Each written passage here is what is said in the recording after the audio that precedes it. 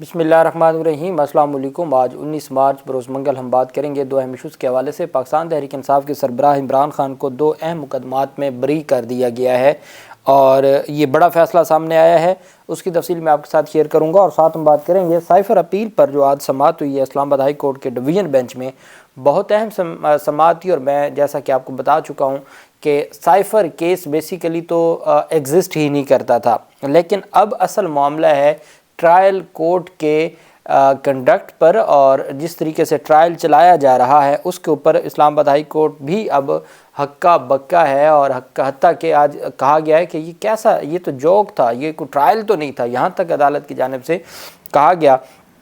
اور اب یہ معاملہ کس طرف جا رہا ہے، اور اب ایڈوکیٹ جنرل اسلام آباد کی جو باری آئی ہے کہ جب آپ نے عمران خان کے حوالے سے سرکاری وکیل مقرر کیے تھے تو کرائٹیریا کیا تھا، بہت اہم پیش رفت سامنے آ رہی ہے، اس کے اوپر اس کی تفصیل میں آپ کے ساتھ شیئر کروں گا۔ یہ بیسیکلی دو رکنی بینچ ہے، چیف جسٹس عامر فاروق صاحب اور جسٹس میاں گل حسن اورنگزیب صاحب اس بینچ کا حصہ ہیں، اور اس بینچ میں بیرسٹر سلمان صفدر صاحب نے اہم دلائل دیے، اور اس میں سکندر ذوالقرنین جو ٹرائل کے وکیل ہیں عمران خان کے وہ بھی موجود تھے، اور پروسیکیوشن کی جو ٹیم ہے جسٹس ریٹائرڈ حامد علی شاہ صاحب ہیں اور ذوالفقار نقوی عدالت کے روبرو پیش ہوئے۔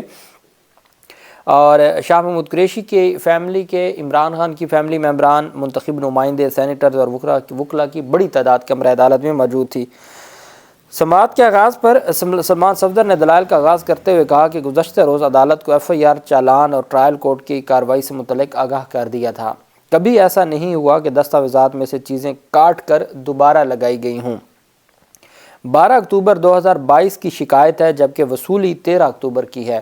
ایف آئی اے کے سامنے شکایت کنندہ سیکرٹری داخلہ نسیم کھوکھر ہے۔ وفاقی حکومت کی منظوری سے سیکرٹری داخلہ نے شکایت درج کروائی۔ بعد ازاں عمران خان کے وکیل نے وفاقی حکومت کا سائفر سے متعلق پہلا نوٹیفیکیشن عدالت کو پڑھ کر سنایا۔ ان کا کہنا تھا کہ ڈائریکٹر جنرل ایف آئی اے اس کیس میں لیگل شکایت گزار ہیں۔ جو ڈائریکٹر جنرل ایف آئی اے ہیں وہ لیگلی کمپلینٹ ہیں اس درخواست میں، جو اصل شکایت کنندہ ہیں انہوں نے تو عمران خان اور شاہ محمود قریشی کا نام تک نہیں لیا۔ اس پر عدالت نے دریافت کیا کہ ایف آئی اے اور پولیس کا تفتیش سے متعلق عمل تقریباً ایک جیسا ہے۔ ایف آئی اے کے پاس پہلے شکایت آتی ہے، پھر تحقیقات اور پھر ایف آئی آر ہوتی ہے نا۔ اگر ایک بار ایف آئی آر ہو جائے تو کیا ایف آئی آر سے بھی آگے جانا ہوگا؟ اگر ایف آئی اے کا میکنزم مختلف ہے تو ہمیں وہ بھی دیکھنا ہوگا۔ چیف جسٹس کا مزید کہنا تھا کہ ہمیں یہ پتہ کرنا ہے کہ ایف آئی اے کے اندرونی قانون و ضوابط کیا ہیں۔ وکیل درخواست گزار نے بتایا کہ سائفر کیس میں مقدمے کا اندراج ہی غلط ہوا ہے۔ چیف جسٹس نے ریمارک دیا کہ ہمیں قانون سے بتائیں کہ رولز کی خلاف ورزی کہاں کی گئی ہے۔ انہوں نے کہا کہ ایک رپورٹ 2022 کی یہ بتاتے ہیں کہ جی ہمیں انکوائری کے لیے لکھا گیا۔ اب اس کے بارے میں ایف آئی اے کے جو گواہان ہیں وہ عدالت میں یہ تو بتاتے ہیں کہ اکتوبر 2022 میں یہ کہا گیا تھا کہ اس طرح کا کوئی انکوائری کی جائے یا مقدمہ درج کیا جائے، لیکن وہ دستاویز موجود نہیں ہے part of the file. Record میں وہ سرے سے دستاویز موجود ہی نہیں ہے جس کی بنیاد پر وفاقی حکومت نے یہ حکم دیا تھا کہ آپ انکوائری شروع کریں۔ اس کا مطلب ہے کہ جس دستاویز کی بنیاد پر انہوں نے پوری دیوار کھڑی کی ہے اس کی جو اصل بیسک ہے وہ موجود ہی نہیں ہے، تو وہ ساری کی ساری دیوار منہدم ہو جاتی ہے۔ مقدمے کی دیوار جن ستونوں پر کھڑی ہے وہ ایگزسٹ ہی نہیں کرتے، اس وجہ سے پوری کی پوری دیوار منہدم ہو جاتی ہے، چونکہ وہ دستاویز انہوں نے آج تک پارٹ آف دی فائل نہیں بنائی۔ جسٹس میاں گل حسن اورنگزیب نے سلمان صفدر سے مکالمہ کیا کہ ہم اپیل سن رہے ہیں اور آپ اس مراحل میں انکوائری کی سٹیج پر کیوں جا رہے ہیں۔ سلمان صفدر نے بتایا کہ میں آج مقدمہ کے مدعی اور شکایت سے متعلق دلائل سے شروع کروں گا۔ میں یہ عدالت کو بتانا چاہتا ہوں کہ یہ جو انکوائری شروع ہوئی تھی، ہمارا قانون کہتا ہے کہ کچھ ایسے ایگریمنٹ ہوتے ہیں جو وائڈ ایب انیشیو ہوتے ہیں، جو اپنے سٹارٹ سے ہی انلیگل ہوتے ہیں۔ میں آپ کو یہ بتانا چاہتا ہوں میں انکوائری سٹیج پہ اس وجہ سے جا رہا ہوں کہ یہ وائڈ ایب انیشیو ہے، یہ اپنے سٹارٹ سے ہی انلیگل ہے، غیر قانونی تھی یہ پوری کی پوری جو کارروائی تھی۔ اپنی بات جاری رکھتے ہوئے سلمان صفدر صاحب نے کہا کہ اس وقت کے جو سیکرٹری داخلہ تھے یوسف نسیم کھوکھر، انہوں نے مقدمہ درج کروایا تھا۔ سیکرٹری داخلہ نے وفاقی حکومت کی منظوری سے مقدمہ درج کرنے کی درخواست دی۔ سیکرٹری داخلہ نے جو شکایت درج کرائی اس میں عمران خان یا شاہ محمود قریشی کا نام نہیں تھا۔ 5 اکتوبر 2022 کو کس نے انکوائری شروع کی، اس حوالے سے کچھ دستاویز عدالتی ریکارڈ پر موجود نہیں ہے۔ ان کا کہنا تھا کہ اگر یہ دستاویز ریکارڈ پر نہ ہوں تو کیس کی بنیاد ہی نہیں ہے اور کیس ختم ہو جائے گا۔ تفتیشی افسر نے اپنے بیان میں کہا کہ 5 اکتوبر کو انکوائری ڈی جی ایف آئی اے کی ہدایت پر شروع کی۔ ڈی جی ایف آئی اے اس کیس میں گواہ نہیں ہے، نہ ان کا بیان قلم بند کیا گیا ہے۔ اس پر جسٹس میاں گل حسن اورنگزیب نے استفسار کیا کہ کیا وزارت داخلہ نے ڈی جی ایف آئی اے کو انکوائری کا کہا تھا؟ آپ ہی کہہ رہے ہیں کہ انکوائری شکایت دائر ہونے سے پہلے شروع ہوئی۔ تو انہوں نے کہا جناب وہ جو شکایت انکوائری کے لیے احکامات جاری ہوئے تھے اس کا کوئی ڈاکومنٹ موجود نہیں ہے، بلکہ ایک گواہ نے اپنے سٹیٹمنٹ میں کہا ہے۔ وکیل نے جواب دیا کہ بالکل اسی طرح ہی ہوا ہے، اگر وہ دستاویزات موجود نہیں ہیں تو پورے کا پورا جو سپر سٹرکچر ہے وہ منہدم ہو جائے گا۔ چیف جسٹس نے کہا کہ یہ ہارڈ کور کرمنل کیس نہیں ہے، یہ وائٹ کالر کرائم بھی نہیں ہے، اپنی نوعیت کا یہ الگ کیس ہے، یہ ہائیبرڈ قسم کا کیس ہے اور اس میں نئی عدالتی نظیر تیار ہوگی۔ وکیل سلمان صفدر کا کہنا تھا کہ جتنے بھی کیسز عمران خان کے خلاف آئے ہیں وہ آؤٹ آف دی باکس ہی رہے ہیں، توشہ خانہ ہو، سائفر کیس ہو، عدت میں نکاح کیس کا فیصلہ ہو، اسی طرح ہی عمران خان کے خلاف سارے انوکھے کیس ہیں، تمام ہی عدالتی نظیریں تیار ہوں گی جس طریقے سے عمران خان کے خلاف کارروائی ہوئی۔ چیف جسٹس نے مزید کہا کہ یہ وائٹ کالر کیس بھی نہیں، نہ ہی قتل کیس کی طرح ہم اس کو کہہ سکتے ہیں، یہ مکس ہائیبرڈ کیس ہے۔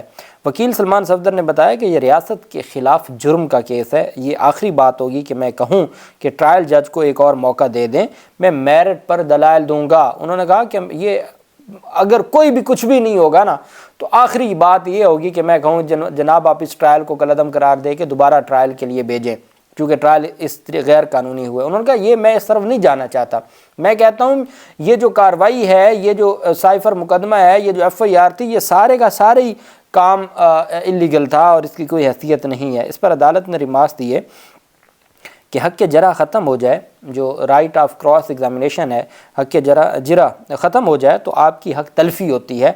چیف جسٹس نے کہا کہ عدالت ملزم کی نظر میں فیورٹ چائلڈ، جو ملزم ہے وہ عدالت کی نظر میں فیورٹ چائلڈ آف لا ہوتا ہے۔ عدالت نے کہا کہ شام کے ٹرائل کی کیا حیثیت ہوگی اس حوالے سے بھی پوچھیں گے، ایسی کیا بے چینی تھی کہ رات کے 9 بجے بھی ٹرائل ہو رہا تھا، ایسی کیا بے چینی تھی کہ رات کے 9 بجے تک ٹرائل ہو رہا تھا۔